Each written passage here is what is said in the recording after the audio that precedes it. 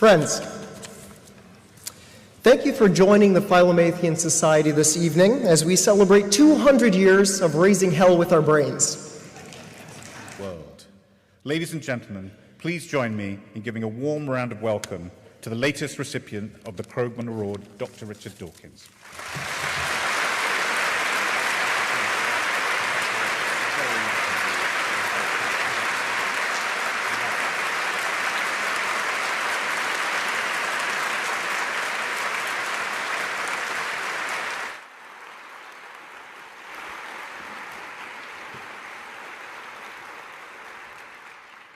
What an honor. Thank you very much indeed.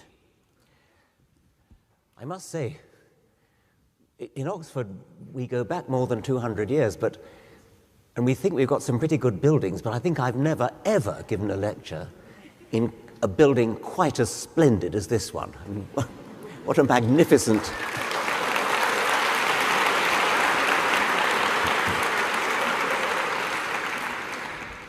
Okay, Proof, Science and Skepticism. I'm not quite sure where that title came from. It certainly didn't come from me. I thought I was originally asked to talk about my latest book, The Magic of Reality. And a couple of days ago, I looked at the website and saw that I was billed to talk about proof, science and skepticism. So I hastily concocted a compromise and looked at my book and decided what I would do would be to take a chapter which I've never actually lectured about before. Usually I lecture about chapter 2, and today I'm going to lecture about chapter 10, which has a bit more to do with proof, science and skepticism than the rest of the book. The book is a book for children, or for young people anyway, and I hope you'll bear that in mind. So in a sense, listen to it as though you are a child. As T.H. Huxley said, sit down before the facts as a little child. The book has several chapters, virtually all of them begin with a question, and then the beginning of the chapter, it might be what is an earthquake, what is the sun, what is a rainbow, etc. The beginning of the chapter has myths in answer to the question. So myths about earthquakes, myths about the sun, myths about rainbows and so on. And then finally we come on to the science. What really is a rainbow? What really is an earthquake? What really is the sun?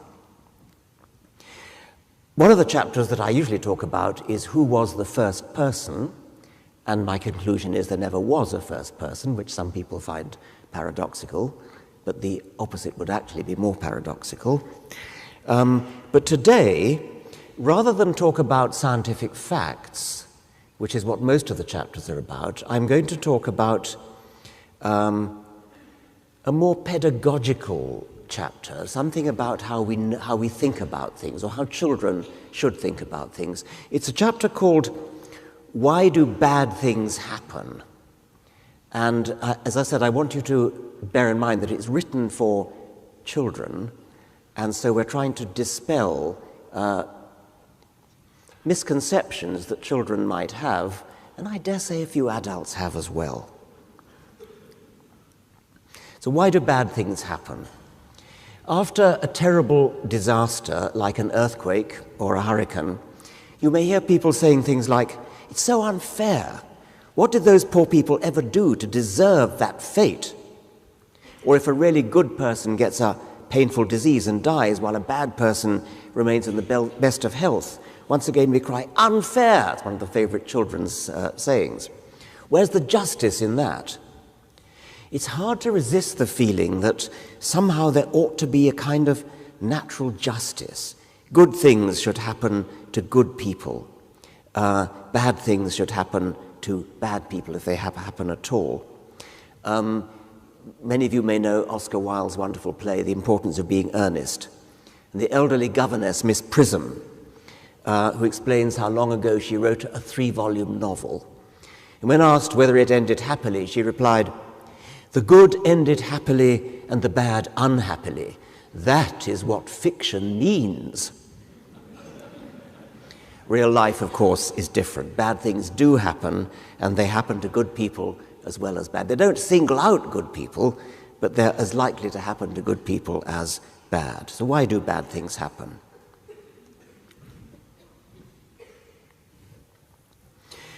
Coming on to a few myths, lots of people believe that their gods intended to create a perfect world, but unfortunately something went wrong. And there are lots of different ideas about what went wrong. There are lots of legends in Africa about how death came into the world. All over Africa, many, many tribes, I remember this from my own childhood in Africa, many tribes believed that the chameleon was given the news of everlasting life and told to carry it to humans. But unfortunately, the chameleon walked so slowly that the news of death, carried by a faster walking lizard or some other fast walking animal in different parts of Africa, got there first. In one West African legend, the news of eternal life was brought by a slow toad, but unfortunately was overtaken by a fast dog, bringing the news of death. I'm a bit puzzled by why it matters when the news arrives, but anyway, that seems to be the way these legends, lots and lots of legends. Disease is a special kind of bad thing, and disease has spawned numerous myths of its own. And one reason for this, I suppose, is that disease is mysterious. Our ancestors faced other dangers, lions and leopards and things, from enemy tribes, the threat of starvation, and those you could understand. But smallpox, say, or the Black Death, or some other terrible plague, or malaria, must have seemed to pounce from nowhere without warning. And it was unclear how to guard against this terrible misfortune. It was a terrifying mystery. And so people, it's no wonder that they resorted to superstition when desperately trying to understand where disease came from, and resorted to magic spells, supernatural spells.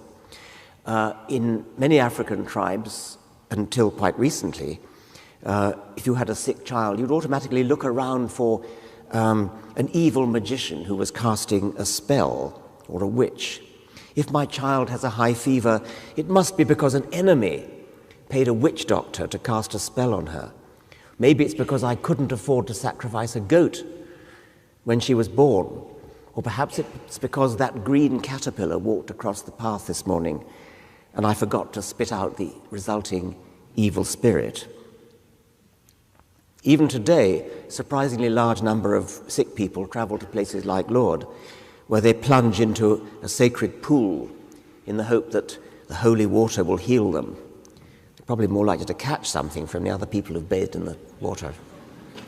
About 200 million people have made the pilgrimage to Lourdes in the past 140 years, hoping for a cure.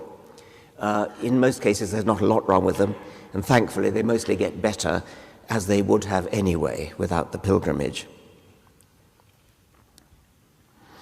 Once when I was at school, our teacher asked us to think about why diseases happen. And one boy put his hand up and suggested it was because of sin. There are many people, even today, who think that sin is responsible for the cause of bad things generally. Some myths, very widespread myths, suggest that bad things happen in the world because our ancestors did something wicked long ago.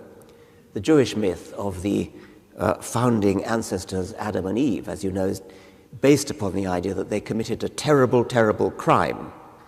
They ate the fruit of a forbidden tree. This mythical crime, this original sin, has reverberated down the ages and is still regarded by many people today as responsible for all the bad things that happen. Why does anything happen? It's a complicated question to answer, but it's a more sensible question than why do bad things happen, although I'll come on to a special sense in which it is sensible to ask why bad things happen later. There's no real reason to single out bad things for special attention unless there's some reason to think that bad things happen more often than we would expect them to, by chance. Or unless we think there's some kind of need for a natural justice, which would mean that bad things only happen to bad people. Well, do bad things happen more than we would expect by chance alone? On the whole, no. many people refer jokingly to what they will call Murphy's Law or Sod's Law, which states that if you drop a piece of toast and marmalade on the floor, it always lands marmalade side down. More generally, if a thing can go wrong, it will. We joke about this, but I think a lot of people actually do have a sort of sneaking feeling that it's more than a joke. They actually feel that the world's out to get them. Oh yes, that's a little anecdote. I do a certain amount of filming, and filming people have to be very careful about external noise. You have to worry about planes going overhead and so on. And it's very annoying because if a plane goes overhead when you're trying to film a piece to camera, you have to stop and do it again, and it's very, very irritating. And on one occasion when I was filming, we went out to a remote meadow with miles from many buildings near Oxford.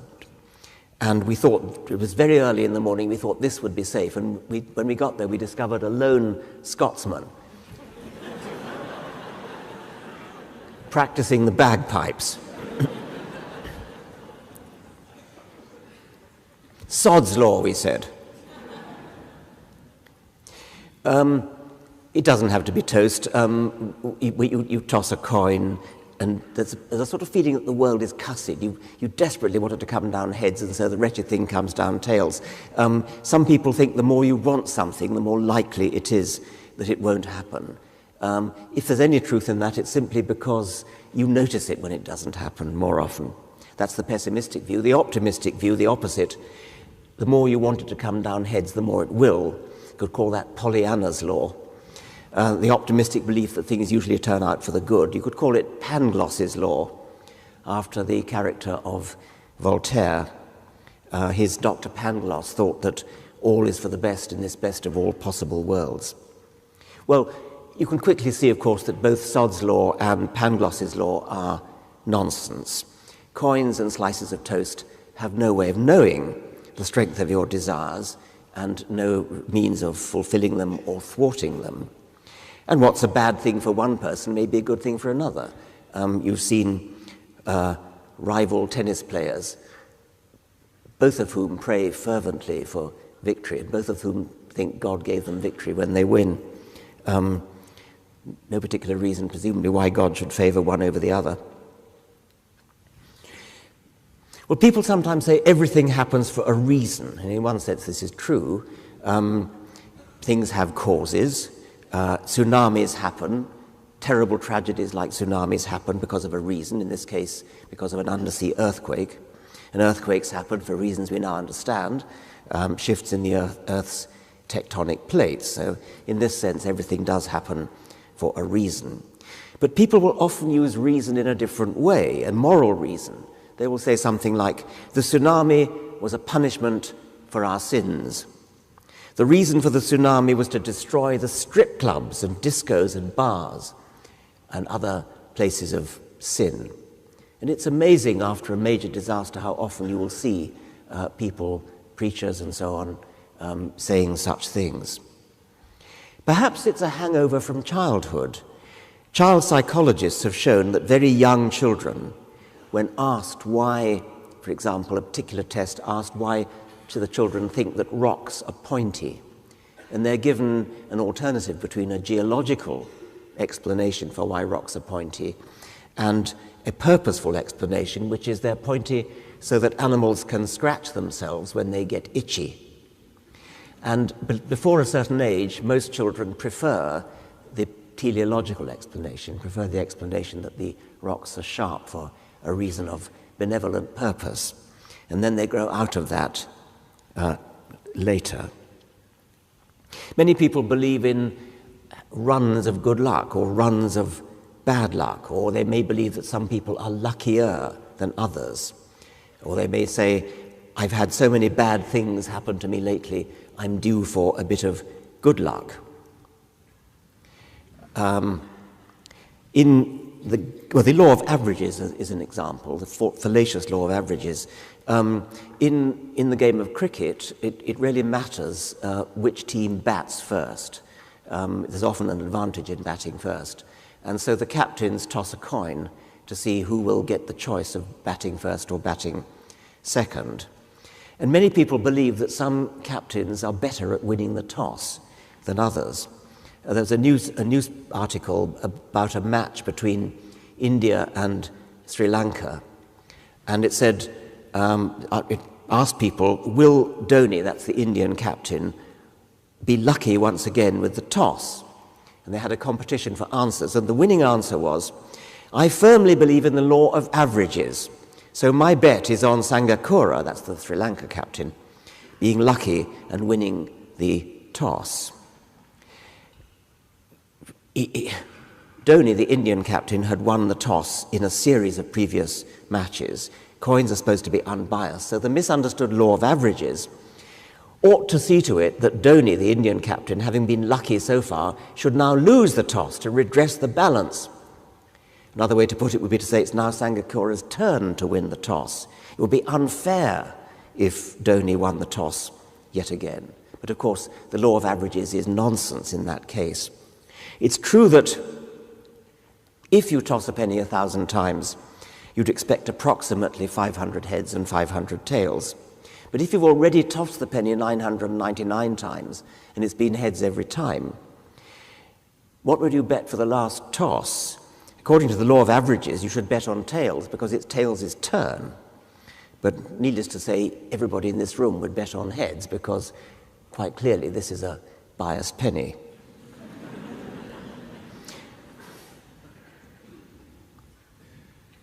And of course, it's complete nonsense to say, I mean, I don't need to tell you this, but children perhaps do need to be told, it's complete nonsense to say you can bias your luck, improve your luck, by wearing a lucky charm or crossing your fingers behind your back or anything like that. There are people who are described as accident-prone, but that should only mean that they're clumsy, like Inspector Clouseau. Bad things happen to Inspector Clouseau because he's a bumbling oaf, not because of some kind of statistical law. Now, to come on to something a little bit more biologically interesting, there may be a good biological reason why something like Sod's law is true. Of course it's true that the universe has no mind, no feelings, no personality. The universe is not out to get you. The universe is not out to make things difficult for you or bad for you, nor is it out to make things good for you. You have no right to expect any sort of comfort or the reverse from the universe. The universe doesn't know or care about your existence. Some people find that hard to accept. But now, having said all that, I pause for thought. I do have to admit that there is something a bit like Sod's law because of Darwinian natural selection. Although it's definitely not true that something like the weather or an earthquake or a flood is out to get you. If it gets you, that's just too bad. It's not out to get you. It's not deliberately scheming to get you. Nevertheless, when you turn to the living world, if you're a rabbit, a fox is out to get you. If you're a minnow, a pike is out to get you. I don't mean that the fox or the pike are scheming to get you, although they may be. They may have brains that are big enough to scheme.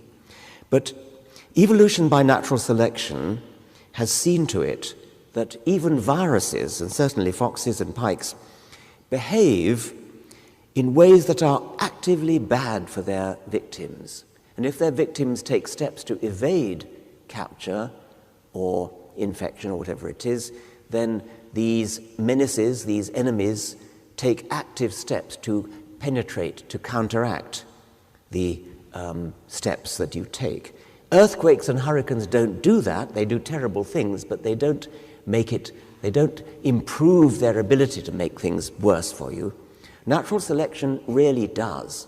Natural selection sets up what you can call evolutionary arms races between predators and prey, parasites and hosts.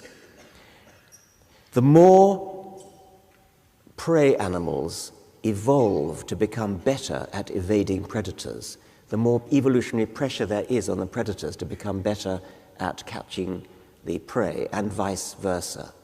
And so there is an escalating arms race run not in animal time but in geological time, an escalating arms race between predators and prey, between parasites and hosts. And when you look at beautiful adaptations that appear to have been beautifully designed, like eyes and claws and teeth and running legs, these are the end products or the intermediately end products of an arms race, usually against predators or against parasites. Predators and parasites really are out to get you.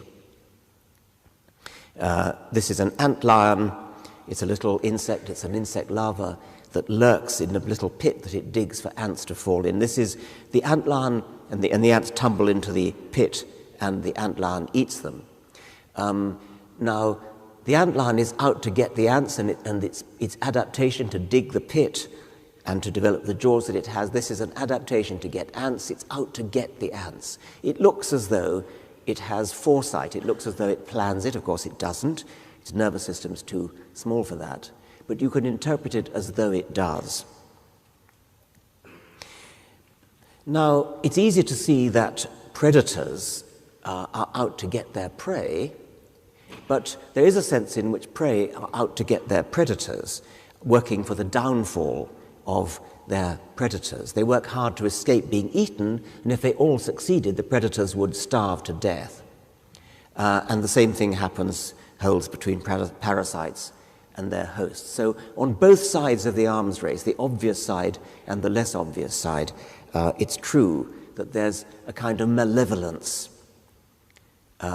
against the other side. It's different from earthquakes and the weather. Now, this has consequences for the sort of mental attitude that is set up in the brain of an animal. Imagine that you're a rabbit and you see in the long grass there, you see a little rustling. It could be the wind. It could be the non-malevolent wind, in which case there's nothing to worry about. But that rustle in the long grass could be a predator. And that predator is out to get you. That lynx is most definitely out to get you. So the animal, the rabbit in this case, has a difficult balancing act. It's got to toe a line between being too risk-averse, which means startling at every puff of wind that rustles the grass. And if it does that, if it's too risk-averse, then it'll never get any feeding done, it'll bolt whenever anything happens, and it'll die of starvation, whereas its rivals, who have not been so risk-averse, will prosper better. On the other hand, being too gung-ho, being too eager to get on feeding and never mind the danger, is likely to end up being eaten by, in this case, the lynx. But it could be a leopard, it could be a lion, whatever it might be. Now,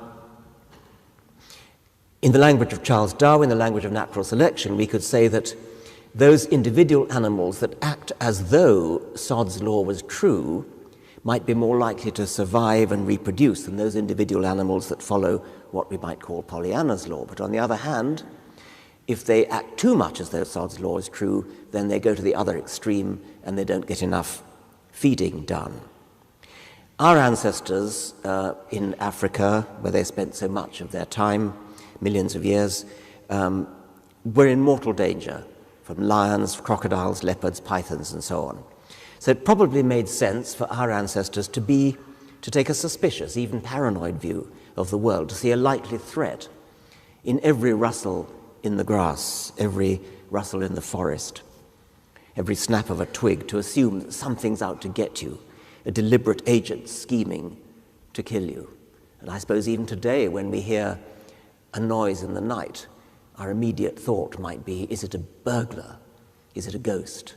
We're more likely to jump to that conclusion than we are to the conclusion that it's just a creaking of the timber.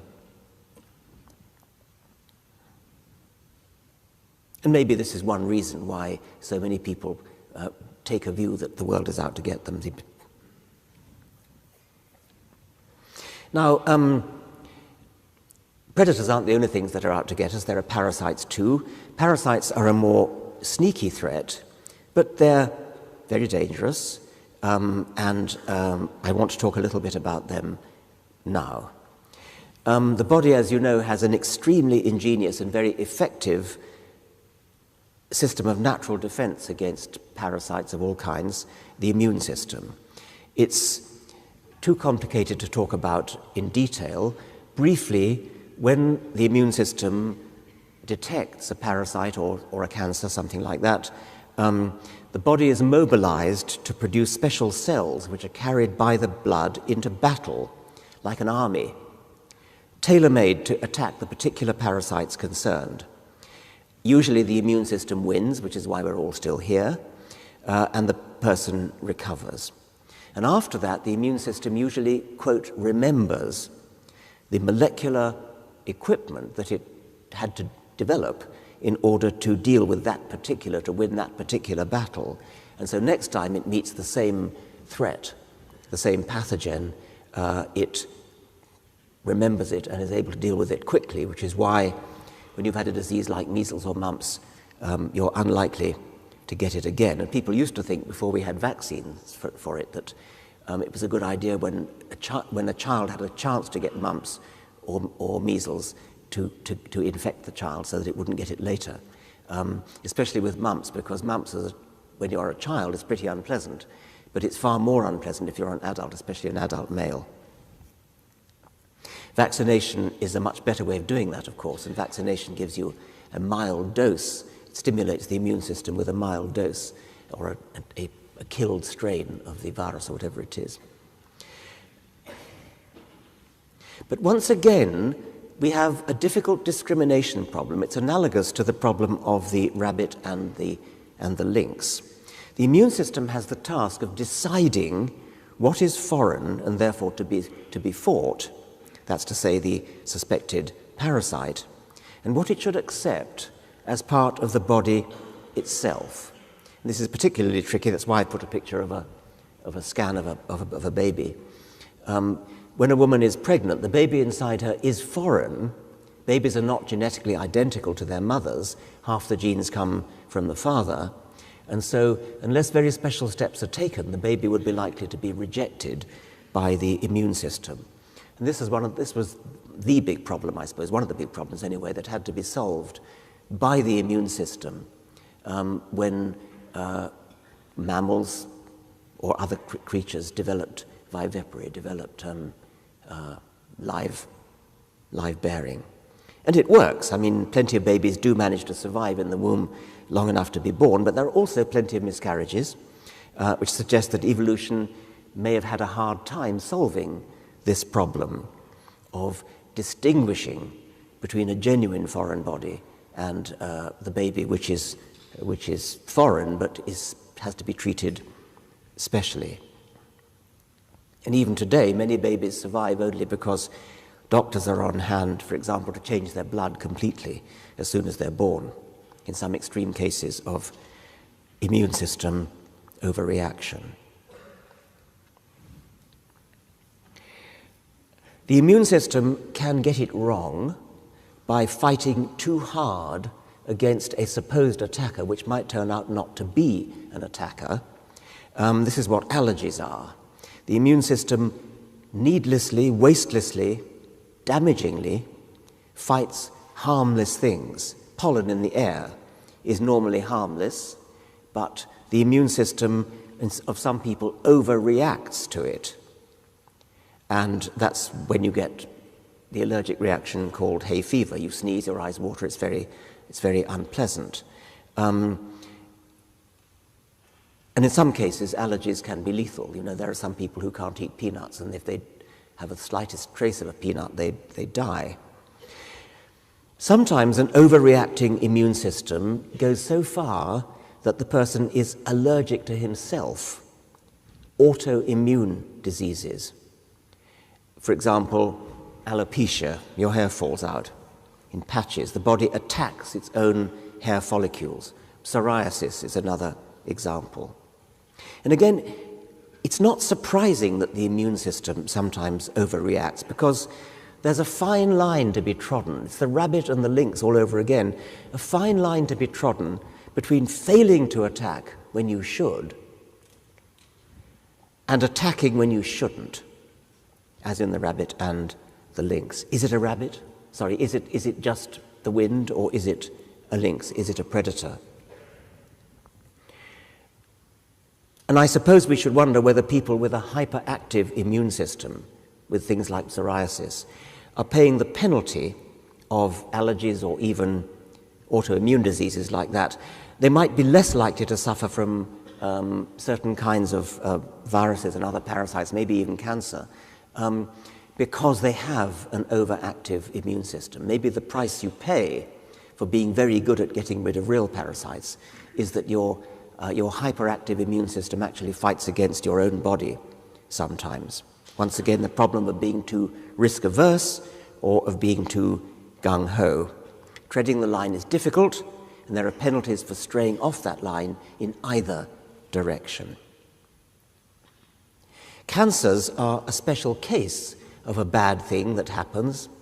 It's a strange one, a very important one. A cancer, as you know, is a group of our own cells that have rebelled, that have broken away from doing what they're supposed to do and have become parasitic. They're usually grouped together in a tumor. The tumor grows out of control, feeding on some part of the body or robbing the body of its own food. And the worst cancers then spread to other parts of the body, metastasis, and eventually kill it. Malignant, as they're called, tumors. Now, the reason cancers are so difficult to deal with is that their cells are our own cells. They are our own cells slightly modified by mutation. They evolve to become, by natural selection within the body, to become better at being cancers, but they are still our own cells. And that means that, unlike, say, a worm or a bacterium, which can be attacked with poisons, in the case of bacteria, antibiotics, which kill the bacterium but not us, that's relatively easy to achieve because the bacteria are not us. But the cancer cells are our cells. And so a poison that kills the tumor is likely to kill our own cells as well. And as you know, chemotherapy and radiotherapy and so on are very unpleasant, and they are very debilitating. And the reason is quite simply that whatever it takes to kill a cancer tumor is pretty much the same as what it takes to kill our other cells. Now, I want to end this particular part of my talk with a speculation. I'm wondering whether it's possible that autoimmune diseases, think again of the rabbit and the lynx, autoimmune diseases might be a byproduct of an evolutionary arms race. I talked about evolutionary arms races between predators and prey before. An evolutionary arms race between cancer and the immune system, run over many ancestral generations.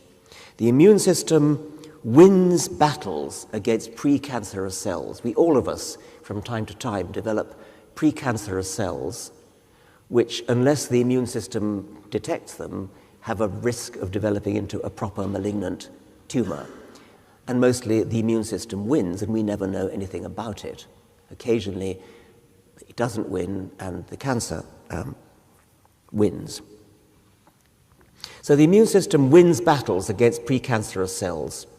And my suggestion is that in its constant vigilance against precancerous cells, the immune system sometimes goes too far, treads too far over that side of the line, goes too far and attacks harmless tissues. After all, the harmless tissues are very similar to cancerous cells. And an immune system which is too ready to attack finds itself attacking our own cells, as it were, mistaking them for cancer cells.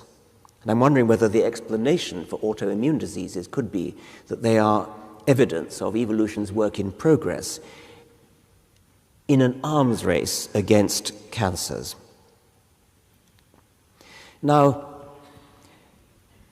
I've been asked to say something about proof, and so I thought I ought to stick something in about proof, although it's not in the book. The word proof is used strictly by mathematicians. You prove something when you show that it follows deductively, inescapably from axioms. The Pythagorean theorem about right-angled triangles, which is immensely useful in all sorts of fields, is proved deductively once and for all time for all right-angled triangles in a plane surface. It's necessarily true. You don't have to go out with a ruler and measure hundreds of triangles in order to know that Pythagoras' theorem is correct. And most biological facts, most of the things we know about biology are not like that. We do have to go and take lots of observations, analyze them statistically, set up hypotheses, models, test them experimentally. Some philosophers would say we attempt to falsify our models, and a model that sticks its neck out, a model that's vulnerable to being falsified, yet is not falsified, is a good model, a successful model. The more vulnerable it is, the more precise the predictions that could have been disproved but are not, the more precise the predictions that are not falsified, the more we are inclined to accept it as true. But this is not proof in the mathematical sense. Nevertheless, it's still powerful evidence for believing that something is true. There are some things that we can do in biology which you could think of as armchair deductions. And I want to single out one, which is close to my heart.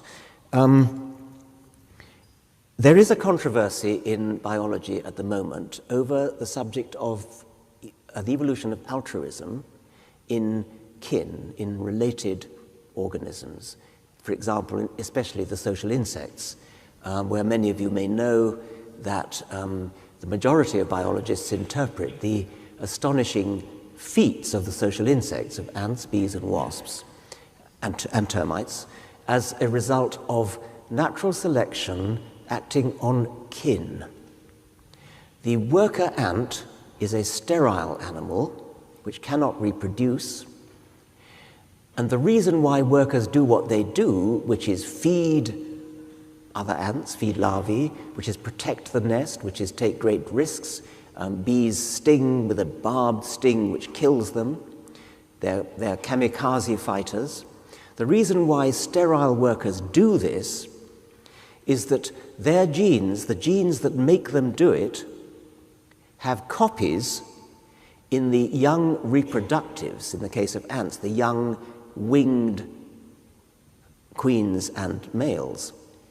And so if a gene makes a worker ant behave altruistically towards a young queen or a young male, then the gene has a good chance of being present in the body of that young queen, which is going to reproduce, or has at least a chance of reproducing. This is the theory of kin selection, and it was developed by my Oxford colleague, he wasn't at Oxford then, W.D. Hamilton, his theory of inclusive fitness. It was renamed the theory of kin selection by John Maynard Smith, and it has been the dominant account of the evolution of the social insects ever since the 1960s. It is now under attack from, I suppose, the most distinguished worker on social insects today, which is E.O. Wilson, Edward O. Wilson, who, and I don't want to go into detail, but he is now saying that his earlier espousal of the theory of kin selection was wrong. Wilson is himself wrong in this, and I haven't time to go into it, except to say that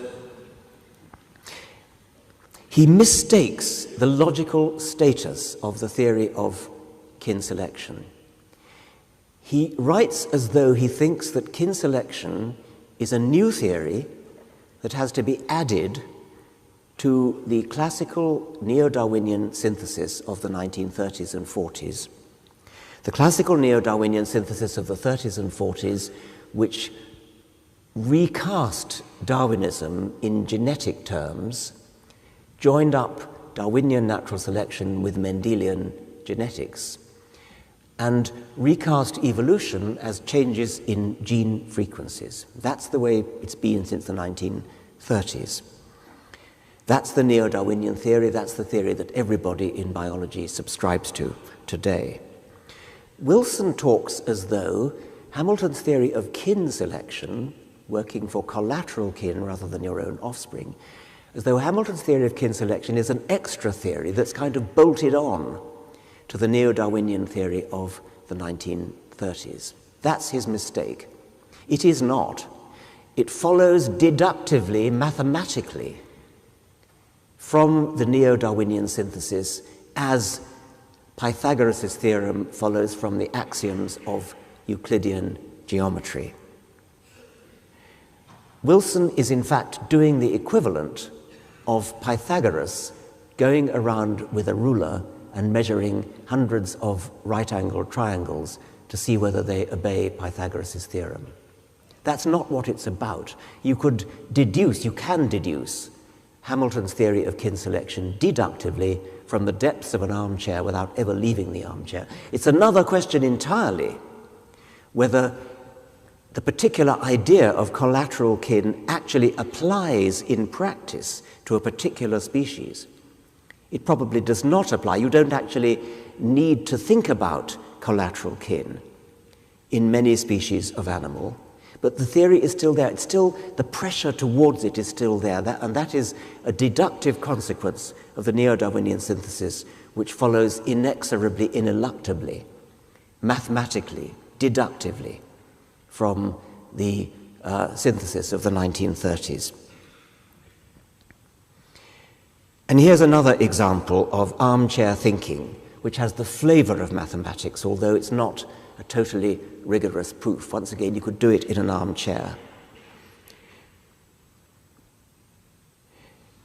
People sometimes say, was there ever an Adam and Eve? And of course there wasn't in the sense of Genesis, but then people will say, well, yes, but there probably was. What about African Eve? What about mitochondrial Eve? What about this woman whom we're all descended from? We get all our mitochondria, which come down through the maternal line.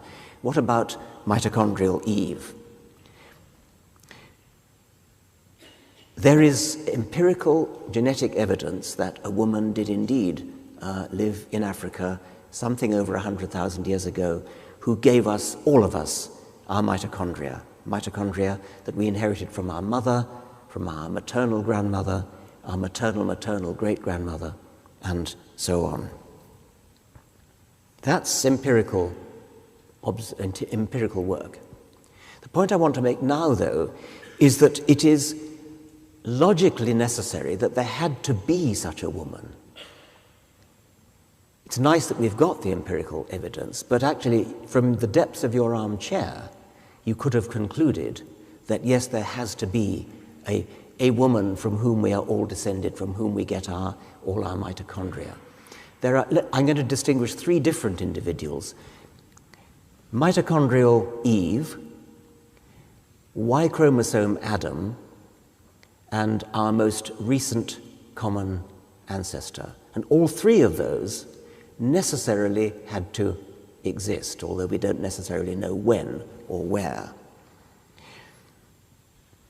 Our most recent common ancestor is the individual from whom all of us are descended most recently. And I can prove to you, by the mathematical technique of reductio ad absurdum, that there had to be such an individual. In fact, I can prove something rather more striking than that, which is that if you go back sufficiently far in time, in a time machine, you will find that every individual you meet, as you open the door of your time machine and get out, every individual you meet is either the ancestor of all living humans or of none of them. There are no intermediates between them. That's a rather remarkable fact, and I can prove it to you without ever leaving the armchair. Or conversely, going forwards, we can say that of all of us in this room, if we go sufficiently far forward in time and look at humans in the remote future, there are some of us in this room who will be the ancestor of everyone alive, and there are others of us in this room who will be the ancestor of nobody alive. And there are no intermediates. It's either everybody or nobody. Isn't that a striking thought? Is it a striking thought? Yeah. Here's the proof. It's the mathematician's method of reductio ad absurdum. Suppose we go back ludicrously far. Suppose we go back to the Devonian era, where our ancestors were fish. And so I can trace my ancestry back to a fish, and so can you. My fish has got to be your fish.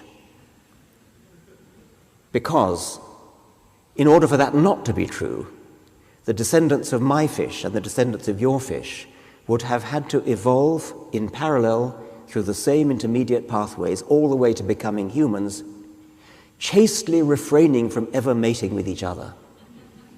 That's the only way in which it could be true that my fish is different from your fish. So there has to be a fish which is the ancestor of every human, and there are other fish, which are maybe its contemporaries, who are the ancestors of none. Now, it's easy to see that that's true if you go back as far as a fish. We don't have to go back nearly that far. We only have to go back, then it becomes a matter of more detailed calculation and actual empirical measurement to say how far we have to go until we find an individual who is the most recent common ancestor of every single one of us in the world today. And that individual probably lived a matter of a few tens of thousands of years ago. That is not mitochondrial Eve.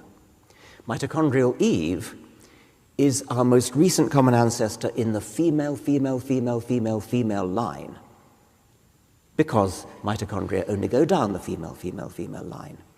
Mitochondrial Eve lived earlier than our most recent common ancestor because there are so many more ways of being an ancestor than just the maternal line. You can be an ancestor by going father, grandmother, great-grandfather, great-great-grandfather, great-great-great-grandmother, and so on. There are millions of different ways of being an ancestor.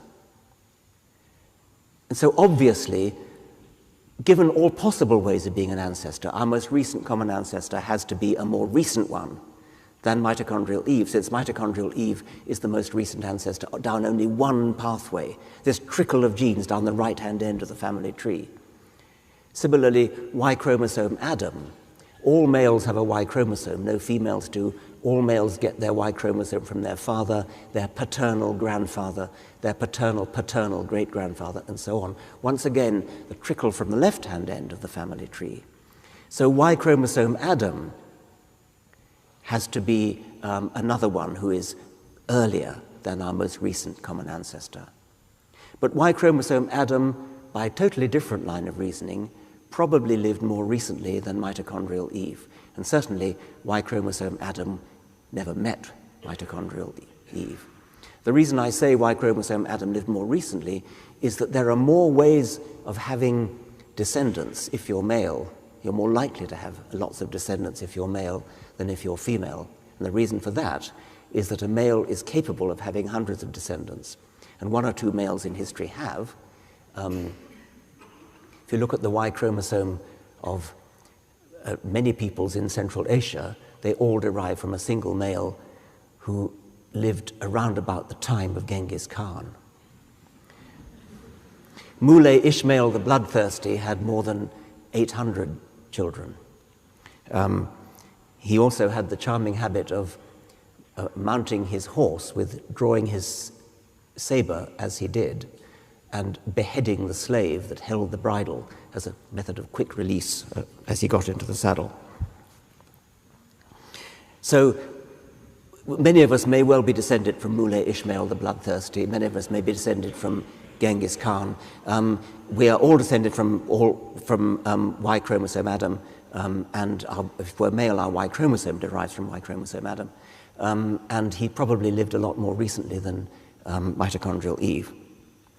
I'm now going to end by reading the final paragraphs from The Magic of Reality, which talk about about magic and miracles and how real science is always to be preserved. I haven't talked about that in this lecture, but it's in the title, The Magic of Reality, and there is a chapter on miracles.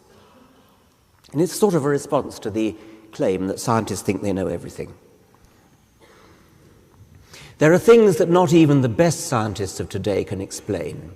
But that doesn't mean we should block off all investigation by resorting to phony explanations invoking magic or the supernatural, which don't actually explain at all. Just imagine how a medieval man, even the most educated man of his era, would have reacted if he had seen a jet plane, a laptop computer, a cell phone, a sat-nav device. He would have called them supernatural, miraculous. But these devices are now commonplace. We know how they work. People have built them, following scientific principles. There never was a need to invoke magic or miracles or the supernatural, and we now see that the medieval man would have been wrong to do so. And we don't have to go back as far as medieval times to make the point. A gang of Victorian international criminals equipped with modern cell phones could have coordinated their activities in ways that would have looked like telepathy to Sherlock Holmes. In Holmes's world, a suspect in a murder case who could prove he was in New York the evening after the murder was committed in London would have a perfect alibi, because it was literally impossible in the 19th century to be in New York and London on the same day. The eminent science fiction writer Arthur C. Clarke summed the point up as Clarke's third law. Any sufficiently advanced technology is indistinguishable from magic. The very idea of levitation has long been a byword for the supernatural, for mysterious magic.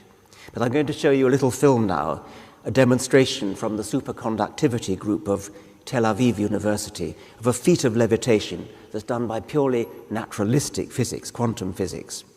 Levitation is no longer a miracle, it's physics. I just levitated above the track quite high, and I can just rotate it. So it's actually floating above the surface. Yeah, it's not floating, it's locked above the surface. So you could tilt it at an angle and it would still fly I can around. do like this, and it will just go around like this. Because I go and put it at different height, and then like this. And lock it at the height. Lock it, yeah, different height, different configuration. Right. And I can even lock it the opposite way. If you could just hold for a minute. I'm doing the same it can thing. hang I'm upside locking down. it upside down, and then it is suspended. The more you think about it, the more you realize that the very idea of a supernatural miracle is nonsense. If something happens that appears to be inexplicable by science, you can safely conclude one of two things. Either it didn't really happen, the observer was mistaken or was lying or was tricked, or we have exposed a shortcoming in present-day science. If present-day science encounters an observation or an experimental result that it cannot explain, then we should not rest until we've improved our science so that it can provide an explanation.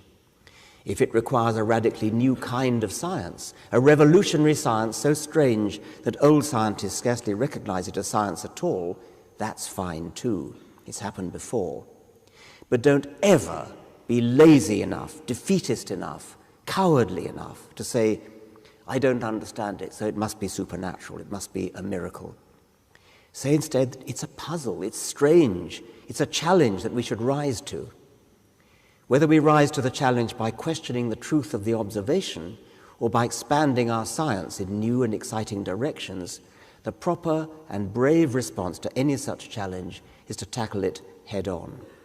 And until we have found a proper answer to the mystery, it's perfectly okay simply to say, this is something we don't yet understand, but we're working on it. It's the only honest thing to do. Miracles, magic, and myths, they can be fun, and I have fun with them throughout the magic of reality. Everybody likes a good story, and I hope that readers of this book will enjoy the myths with which I begin most of my chapters. But even more, I hope that in every chapter they enjoy the science that comes after the myths. If you read the book, I hope you'll agree that the truth has a magic of its own. The truth is more magical, in the best and most exciting sense of the word, than any myth or made-up mystery or miracle. Science has its own magic, the magic of reality. Thank you very much.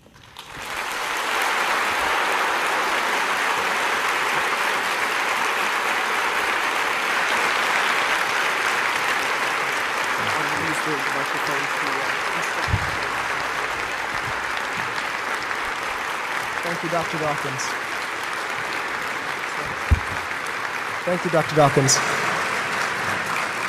All right.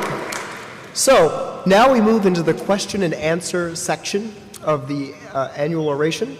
I will note this is a question and answer session, not a declaration and answer session. I would ask that if you have a question, you come to one of the three mics in the rows here in the main auditorium. We have three Philos who will be able to assist you. What we ask you to do is you run the question by them. We're just making sure that nothing's repetitive or inflammatory, but we're very eager, or Dr. Dockins is very eager to answer any questions you might have. So I think what we'll do is we'll begin over there on the audience's right. Over here? Yes. Hello? Yeah. So after listening to all this, I was just a bit confused about what is your belief on God, because I think it is right to say that we need to prove things before we believe in them. So I come to the conclusion that we don't know if God exists or not. Is that the same conclusion you share? Yes. We don't know for certain if leprechauns exist, fairies exist, hobgoblins exist. We don't know all sorts of things. And until we do, then we take the best evidence that we have, and we don't waste our time believing in things for which there is no positive reason to think that they do exist.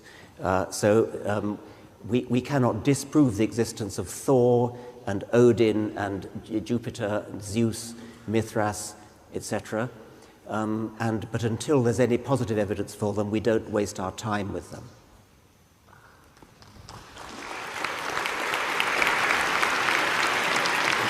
Hello, Professor. Thank you for coming here today. You've inspired me to get into biology. In the past, you've expressed your preference for television programs like Jacob Bronowski's Ascent of Man and Carl Sagan's Cosmos over, say, more modern programs that are that cater to the attention span of the public. In the past, when you've prepared for your Christmas lectures, or when you're writing the book, The Magic of Reality, how much did you focus on the level of appeal of the subject matter, and what is your philosophy in trying to package the material to to try to make the public understand the topics you're trying to express? I mean, I think science can be difficult, and so it's all too easy to sugar the pill and to only talk about the sexy, fun aspects of science and bangs and smells and things. To teach science in a coherent way, I think you have to do the whole thing. But all of science should be interesting. It's a very complete, not totally finished complete, but it's a coherent body of theory. I think obviously you have to be very clear. Einstein said everything should be as simple as possible, but no simpler. So you can't gloss over the difficulties. Try to put yourself in the position of the listener or the reader, and this is obvious, but many people don't really do it very well. Say to yourself, if I were reading this, how would I react? Would I understand it? I find that when I'm writing a chapter, say, I will almost inadvertently find myself reading it again and again, over and over again. Each morning when I start a fresh work, I will read through the chapter yet again. And again, inadvertently, I find myself reading it through the eyes of a different possible person. And it's not a deliberate thing. I don't have a kind of checklist of imaginary readers. It tends to be just a person that I've just been speaking to on the phone or something like that.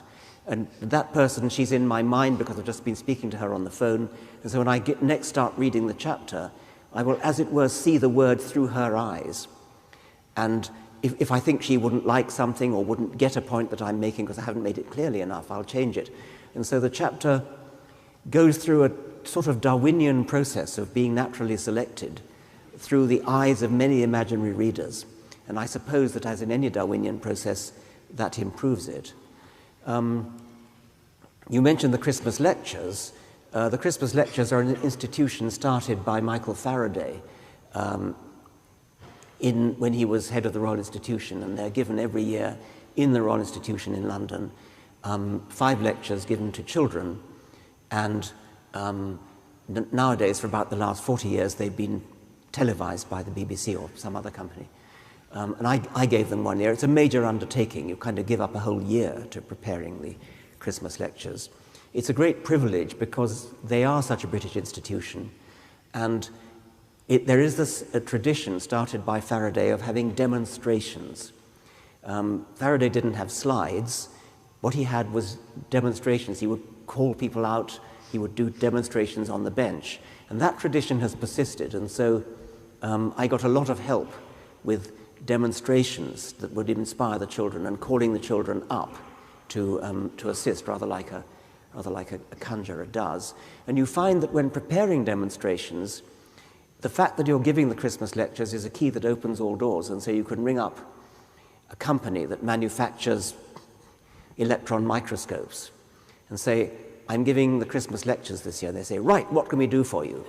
And they will hire a truck and ship an electron microscope into the lecture theatre so that you can demonstrate it. So it's a huge privilege.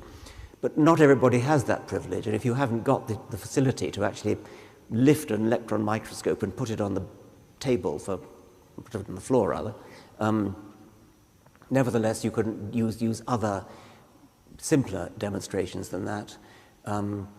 Metaphor, I think, is important, using analogies, using metaphors to try to explain things. You have to remember not to let metaphor go too far.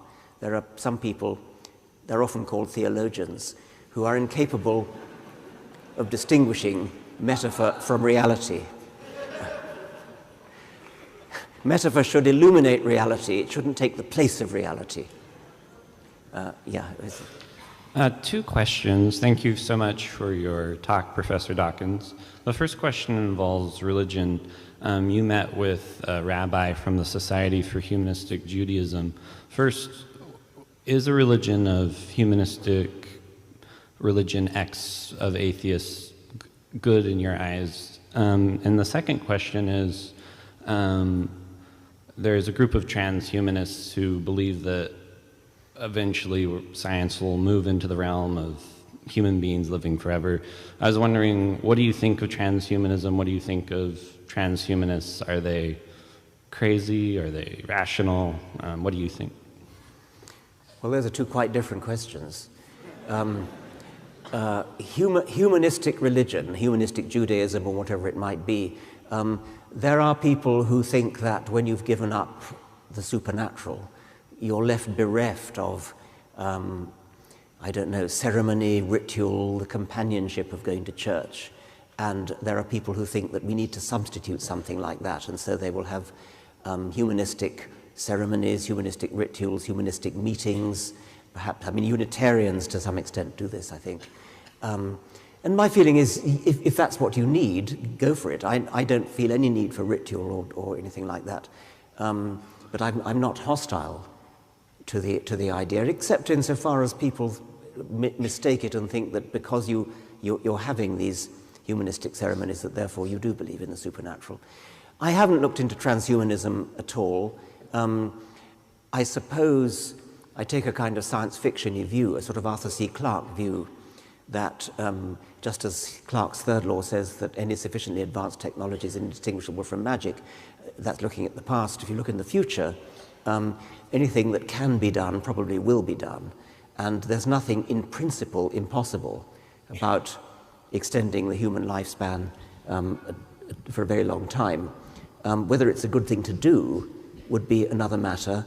There would be ethical concerns about whether, if the present generation discovers how to live forever, that means that there's no more reproduction. there better not be any reproduction, or you know, the world will just become full of solid human flesh. That particular ethical consideration would have to be taken care of. There's also a personal consideration. I'd quite like to live a bit longer than I'm going to, but somehow going on for millions of years, I think would probably get a bit boring.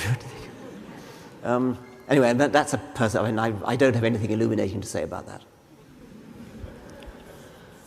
As someone who doesn't believe, or obviously doesn't have a God to turn to, and also unfortunately has a lot of the world against the atheists, what do you ever feel lonely? And also, well, it's serious. It's serious. Do you ever feel lonely, and what do you turn to for solace? If I felt lonely, I would not turn to some ethereal spirit for solace.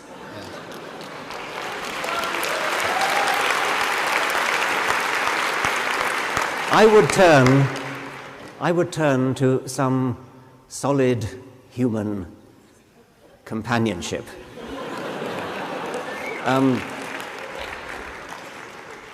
Even if it were true that a lack of a divine companion left people unhappy, miserable, lonely, uncomfortable, that, of course, is the worst possible argument for the existence of this spirit. The world, the universe, doesn't owe us comfort.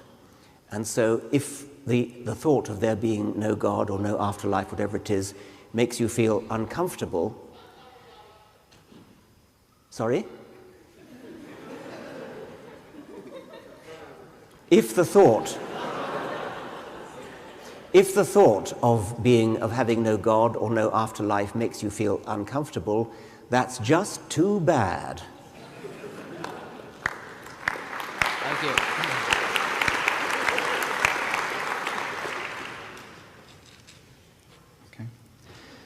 Thomas Nagel has recently written, and I'm paraphrasing slightly here, that it's premature to assert that strictly Darwinian processes can account for the existence of the mind. Speaking more broadly, part of the issue is that physics, which of course chemistry is based on, which of course biology is based on, has not yet been able to posit a means whereby discrete particles that possess only objective physical states could produce whole subjective perceptions. And of course we don't want to rely on emergent properties because that would be an act of faith, and we don't believe in faith at this point. So given that, isn't it premature to say that artificial selection is a strictly Darwinian process as opposed to saying we don't yet understand? I am all for saying we don't yet understand. I mean, my peroration, which I read out, said we don't yet understand. What I did add, however, was that because we don't yet understand, we do not, therefore, resort to the supernatural cop-out. We say we do not yet understand, and we need to work on it. Now, there are aspects of the world that science certainly doesn't yet understand, and physicists are up against some of the most difficult questions, and many physicists will frankly admit that they don't understand. Therefore, they're working on it. I don't have very much sympathy for this, what I've called the argument for personal incredulity, which says, I don't yet understand how something works. Therefore, it's got to be something mystical. So I regard the confronting of things which we don't yet understand as a worthwhile challenge, and it's a challenge that science needs to roll up its sleeves and do something about. It's not an excuse to lie down in despair and say, oh, we don't understand it, therefore we'll never understand it. Right, but there are a couple of important points here. First off, we don't want to argue from I think somebody else needs to have a turn now. Thank you. I wanted to know what you thought about, with the advances of medicine technology and basically the human race's removal from the natural selection process, do you feel we have halted our evolution, or do you think that there's substantial room for evolutionary development within the human race? Well, I think you're asking about human-controlled evolution, aren't you? Well, we know from artificial selection of agricultural animals and plants and domestic dogs and so on that of the two parts of the Darwinian equation, mutation and selection, selection is immensely powerful, and selection can turn a wolf into a Pekingese. A Pekingese is a wolf, thinks it's a wolf anyway, and is genetically speaking pretty much a wolf with minor differences.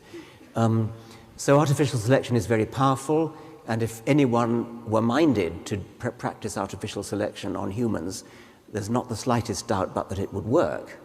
And so if you wanted to breed a race of super high jumpers or sprinters or something like that, you could certainly do it, just as people have bred greyhounds to be much faster runners and racehorses and so on.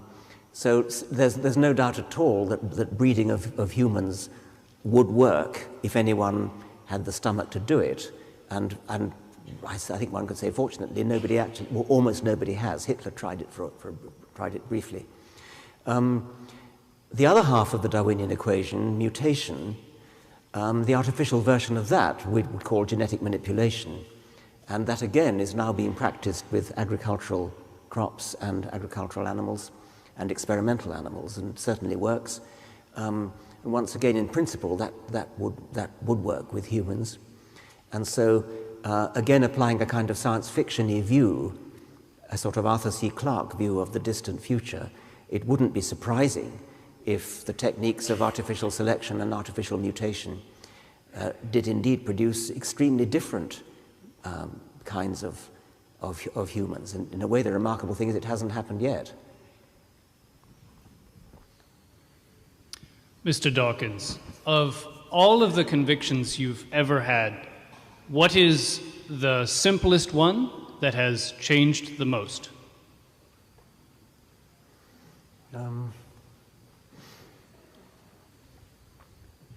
Well, I suppose I used to have religious convictions. I mean,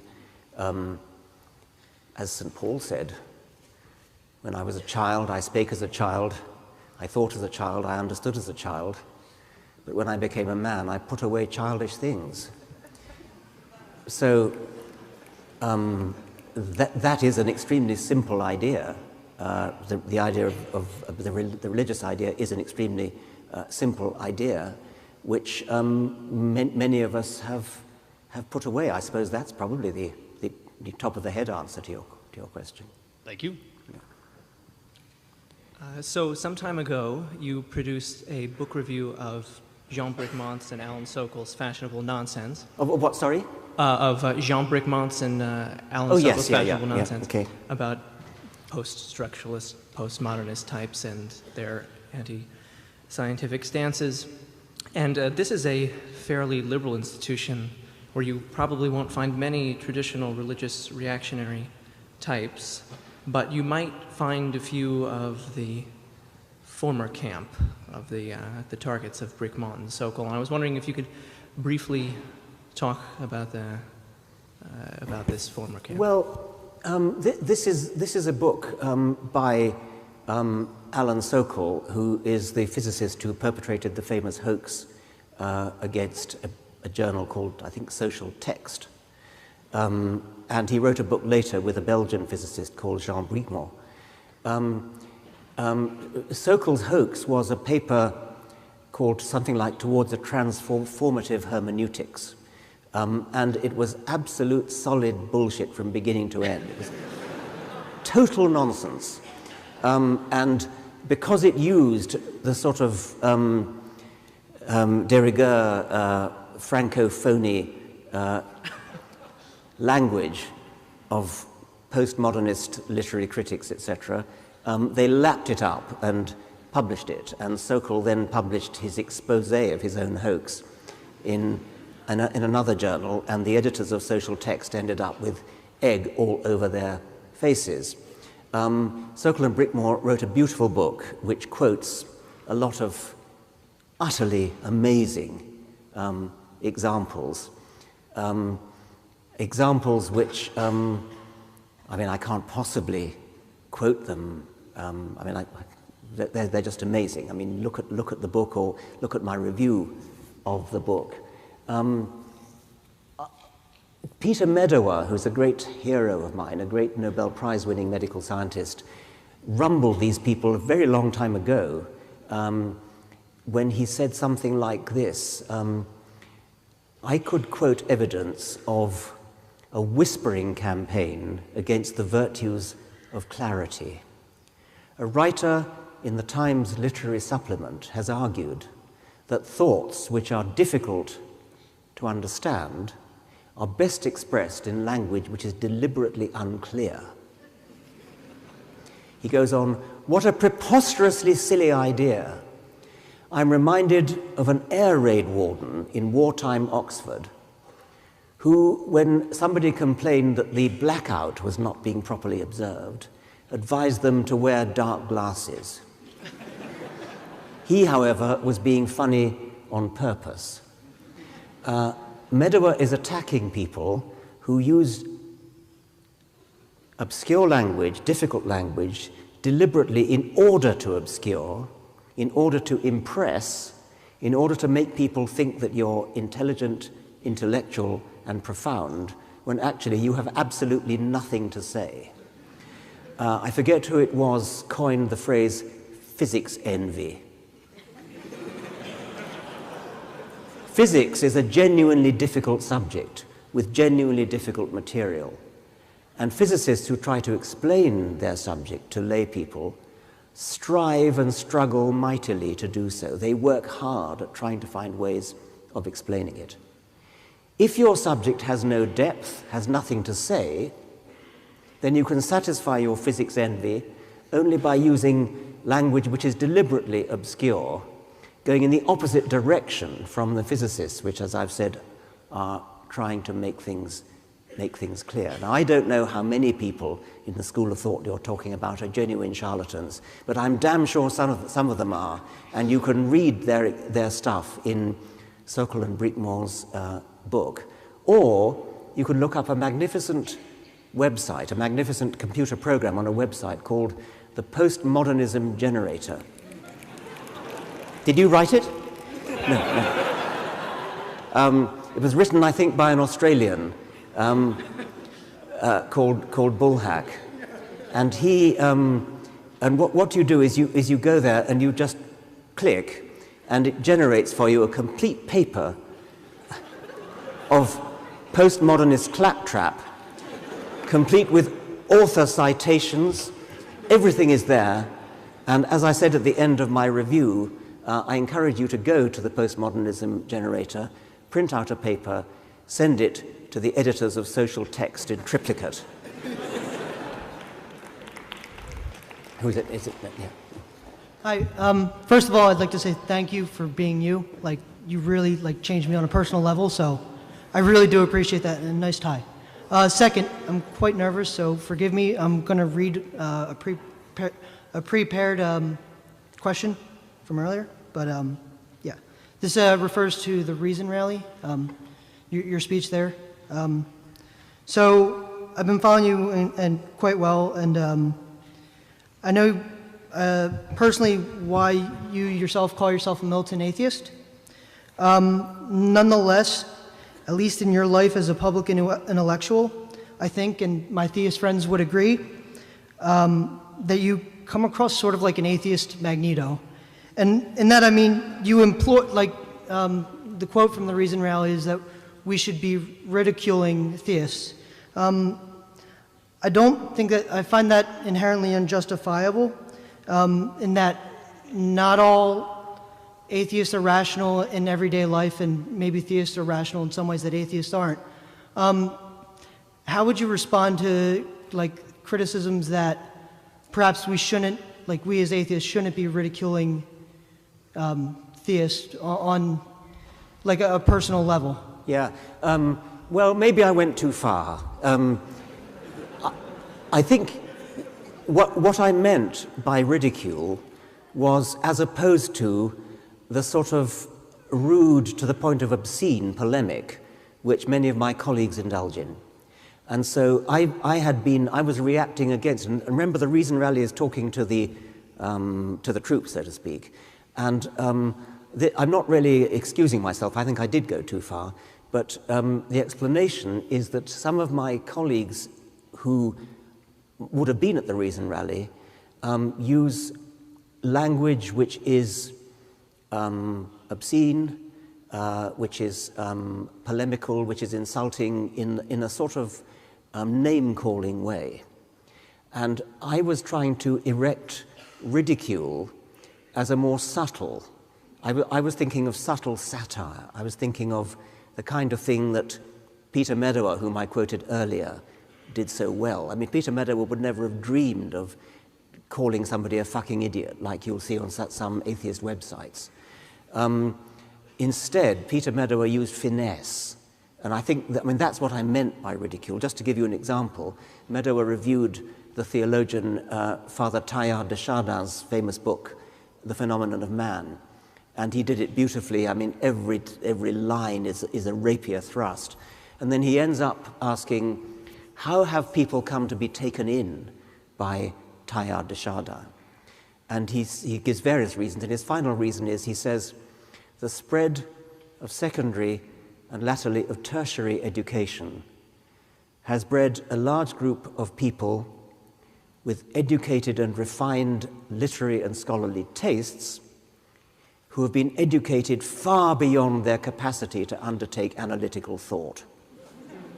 Now that's a beautiful thrust. I mean, that's the kind of thing I mean. That I was trying to encourage the people at the Reason Rally to employ that kind of satire, that kind of ridicule, rather than the kind of